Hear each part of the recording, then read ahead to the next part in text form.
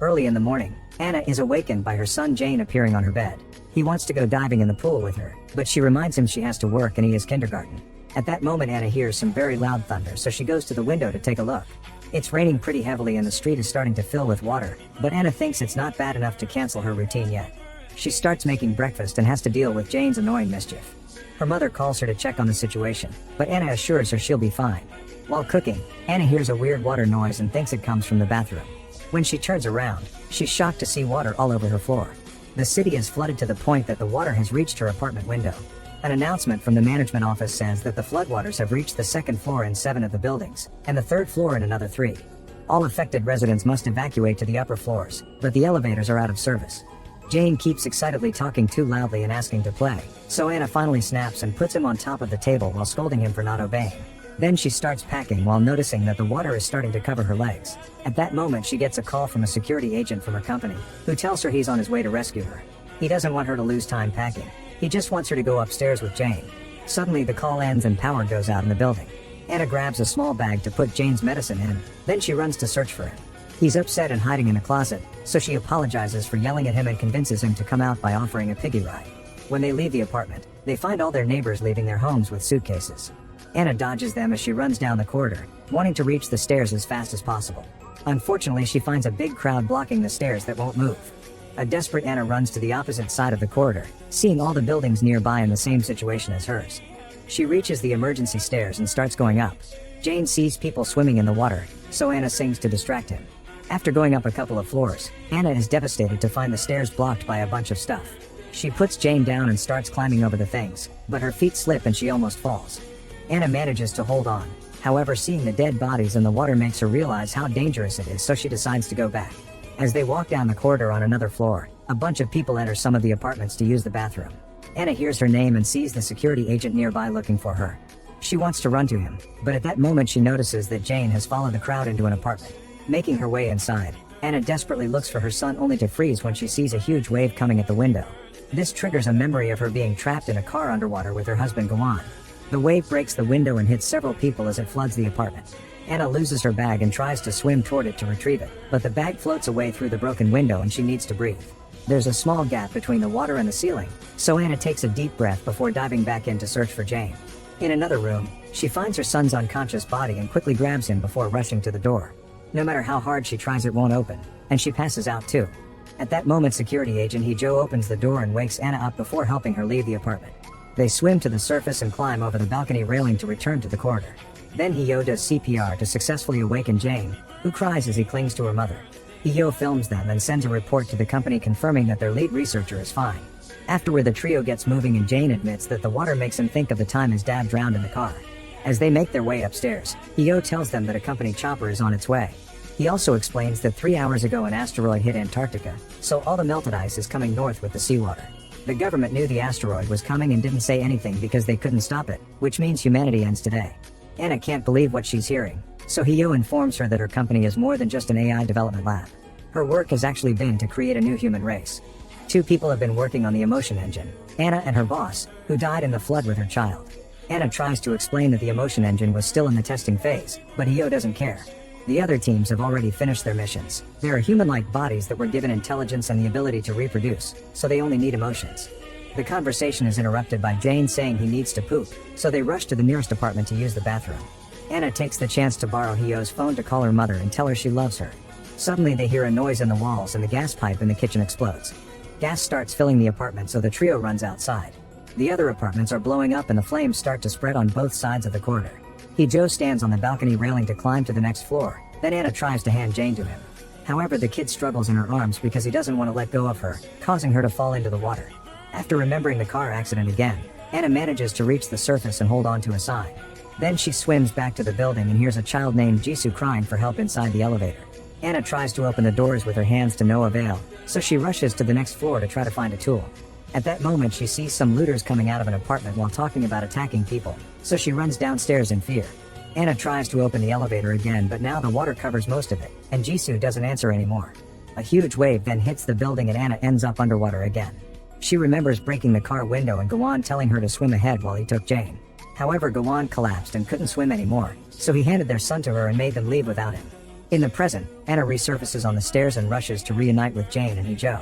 Her son isn't feeling well and needs his medicine, which Anna lost earlier. She picks him up and runs toward the apartments, determined to find the medicine. Hee-jo tries to stop her and reminds her that they can just recreate the child because they have his data, but Anna refuses to listen. She runs into a random home and grabs stuff from the kitchen to mix a traditional medicine that she inserts into Jane's mouth. Another flashback shows Anna telling her boss Hyun-mo that she wants to give Jane up. When Hyun-mo wonders if it's because of Gwan's death, Anna explains that she only met Jane because of work and admits she isn't cut out to be a mother. Hyun-mo says nobody is and confirms that the emotion engine is complete. In a few months the company will take their kids, and Hyun-mo wonders if they should have never created them. In the present, Jane feels better thanks to the homemade medicine and admits he likes feeling sick because Anna pays attention to him. When they look outside, they're shocked to discover the sun is out and the storm is over. Hee-jo informs Anna that she'll be dropped off at the shelter, but Jane can't come. He admits he didn't come because he's interested in the new human race. He came because he wants to see what Anna will do with Jane. He also shares that his mother abandoned him as a child. At that moment the sky gets dark and it starts raining again, causing the water to start rising through the building at an alarming speed. The trio runs up the stairs as fast as possible and soon leaves the water behind. Anna sees a pregnant couple asking for help in a corridor, but Hee-jo makes her ignore them and keep moving. Jane asks his mom if she felt like that when she was pregnant too, which makes her so upset that she has a breakdown. When Hee-jo checks on her, Anna snaps and says she doesn't want to leave her child. Hee-jo explains that since Hyun-mo died with her child, Jane is the only hope for the scientists to create new humans. The group then goes to the rooftop to find the helicopter and Hee-jo reads the instructions sent by the company. Their priority is to prevent human extinction, so Anna must immediately report to the lab to complete the emotion engine. The security team that came with the chopper calls Jane Newman 77 and takes him away from Anna. The men hold her back while she watches in despair as her boy is handcuffed. Anna begs Hee-jo for help so he reveals that Hyun-mo didn't die. She ran away with her child because she would rather meet her end than abandon her daughter. The men put Jane to sleep with an injection and start shaving his hair. Anna freaks out and begs for mercy, asking them to at least let her keep Jane until they make it to the shelter. The guards tell her there's no shelter and proceed to shoot Hee-jo down. It turns out everyone will die here and only Anna is allowed to escape. After Anna finally says goodbye to Jane, the men cut his head open to retrieve his data and put it in a box. The chopper flies off with only the pilot, the box, and Anna, who realizes she has Jane's goggles in her pocket. As the brutal storm floods the entire planet, 7 rockets leave Earth carrying the remaining scientists from the project. A message recorded by director Hui So explains that in 15 minutes thousands of meteorite fragments will fall on Earth and most life will be extinct. The scientists in the rockets must finish the project so humanity can evolve to survive. The team can already print physical human bodies, they only need the emotions. The goal is to get a mother and a child to start a society, and the child has already been completed. They only need to finish the mother. Anna proposes to start a simulation that puts the mother through many difficulties to save her child over and over again. That way they can gather all the necessary emotions in a short period of time. When meteorite fragments are about to hit the rocket, Anna connects to the simulation and wakes up in bed. This time the water is already filling the apartment, but she gets the same call from Hee-jo telling her they'll pick them up. Anna thinks about her conversation with Hyun-mo and realizes the guards will take Jane away. After grabbing the medicine, Anna tells Jane to obey and not follow any strangers because Jane starts crying and calls her a liar as he wonders why he's 6 years old every day. Ignoring his comments, Anna picks him up and runs to the stairs, but she finds both sides full of people. At that moment the giant wave hits the building, so Anna holds Jane tightly and swims to the surface. She helps Jane climb over the railing to reach the corridor and then she climbs too, but she can't see the boy anywhere. Anna runs down the corridor but has to stop when a huge wave hits the area. She then checks the flood between buildings and sees Jane trying to swim. She jumps into the water but the current is strong so she can't reach him. When she sees the helicopter in the sky, she remembers the previous simulation run and finds Jane's goggles in her pocket. A floating car suddenly hits her from behind, killing her and resetting the simulation. Sometime later Hee-jo gives Anna chest compressions to revive her. The number 787 is on her shirt, indicating that it's the number of times she's unsuccessfully gone through the simulation. Hee-jo shows her a picture he took earlier revealing that Jane followed the crowd and a child in the water wasn't it. Anna immediately goes looking for him and when Hee-jo tries to stop her, she takes his gun and shoots at the floor, demanding an explanation. The apartments start blowing up and soon the explosion hits Anna, killing her again. In simulation 1931, Anna almost falls over the balcony and Hee-jo catches her just in time. However, Anna doesn't want to go with him because she's afraid he'll take her son, so she jumps into the water. When she sees Jane on another balcony being held by a man, she swims back into the building. Then Anna passes near the elevator and hears Jisoo trapped inside again. She tries to open the doors to no avail and ends up drowning. Anna tries to save her every time and keeps dying, so now she's on simulation number 4007. She goes upstairs to get a mop from the cleaning closet and breaks it to get the handle, which she uses to finally open the elevator. Jisoo swims out and together they move to the next floor. Afterward they get dry clothes from an apartment and Jisoo tells Anna that she heard the looters talking about a child. Anna rushes in the direction of the sounds, only to remember that in the last run, she was killed by the looters. This time she tries to sneak in but the men see her anyway. She asks about Jane but the men ignore her and try to leave the apartment. At that moment Hee-jo looks for her from the opposite balcony and Anna tries to get his attention, so the looters drag her back inside to avoid getting caught. After seeing that the apartment owners have been knocked out, Anna kicks her captor and tries to run away, but the guy tackles her against the closet and starts choking her. Anna almost dies and the simulation is about to reset. However, she finds a hammer that fell from the closet and uses it to strike the attacker on the head. Unfortunately, the second looter drags her back and both men get ready to kill her. Suddenly Jisoo appears at the door with Hee-jo, who easily overpowers the looters and throws them out the window. However, Anna still doesn't have information about Jane. While she remembers giving him the homemade medicine, the apartment owners give her a bottle with the remaining mix.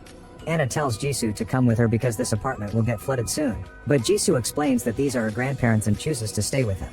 After a phone call from the company, Hee-jo informs Anna that his team will come with a boat to search the entire building for Jane. Anna remembers how the kid was cut open and is determined to find him first, so she keeps looking through every floor. This is now simulation 7993. As Anna continues her search, she notices the security agents shooting the looters. On the next floor, she finds a child's drawings on a wall and remembers how Jane used to love drawing on her tablet. She keeps on moving and discovers that the pregnant lady has given birth, so she helps her hold the baby and gives them her jacket. On her way out, she sees the husband come back with warm water to wash his child. It makes Anna feel guilty about all the times she ignored Jane and she remembers that he would always send his drawings to her phone. She immediately checks her phone and is devastated to find thousands of drawings of her abandoning Jane before leaving in the chopper. At that moment Hee-jo yells from the other floor saying he's found Jane. She immediately runs to reunite with them, but when she enters the apartment, the agents jump on her from behind to capture her. Hee-jo tells her they'll wake her up on the roof to say goodbye and Anna reminds him that he dies on the roof every time. It's then revealed that this is simulation number 13,417. When Hee-jo tries to ask for more details, the agents kick him out. On his way back, Hee-jo finally sees glimpses of the previous runs. He grabs a trophy from a shelf and uses it to beat up the agents. Unfortunately, one of them recovers quickly and tries to shoot Hee-jo in the head. A drowsy Anna grabs the other agent's gun and opens fire to save Hee-jo. Afterward, Hee-jo gives her an injection that fully wakes her up and asks what's going on.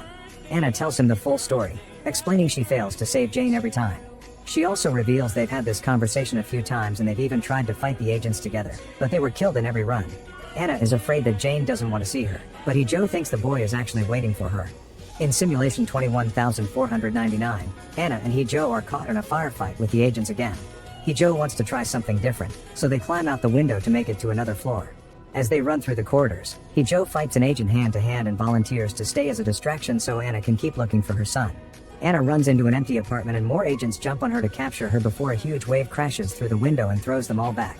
Now free, Anna swims around to look for Jane but she still can't find him, so she decides to go to the surface. The water is now high enough for her to reach the roof. When she opens an abandoned wardrobe, she finally finds an unconscious Jane. She immediately gives him the medicine, yet the boy doesn't react. Anna has a breakdown and apologizes for abandoning him so many times, but at that moment Jane wakes up and says she never abandoned him. When she said goodbye, she told him to wait in the wardrobe because she'd come back for him, and she's kept her promise.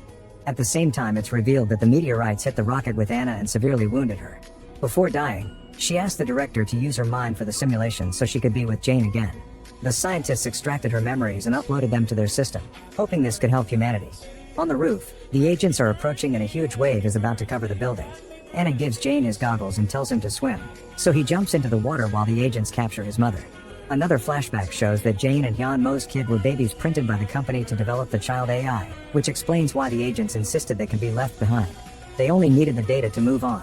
Jane met Gawon after the experiment had already started, yet he agreed to be the boy's dad and even bonded with him.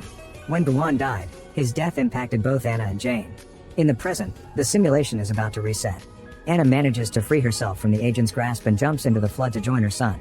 After falling through data and swimming in the water, Anna resurfaces and finds Jane holding onto an antenna. She hugs him tightly and tells him they'll swim together before a wave brings them down. Since this, Anna helped Jisoo, assisted the pregnant lady, and stayed with Jane until the end. The system sees her lack of selfishness and finally considers the simulation successfully completed. The AIs for Anna and Jane are put in new printed bodies and sent to a planet to start a new society with humanity's memories. Make sure to subscribe and turn on notifications so you can watch more videos like this. Thanks for watching.